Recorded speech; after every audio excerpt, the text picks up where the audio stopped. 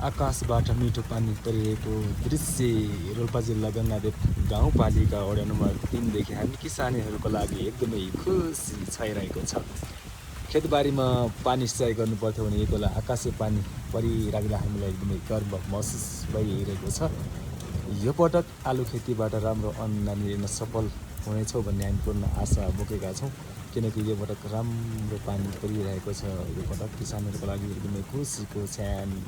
रोल्पा जिल्ला गङ्गादेव गाउँपालिका वडा नम्बर 3 देखि यो मिठो भेरियो सिमसिम पानी पर्दैछ। बर्खालाई सक्यो मायाको पिर चिन्ताले कलेजी खाइसक्यो। यो आफ्नै घर निवासबाट यो मिठो दृश्य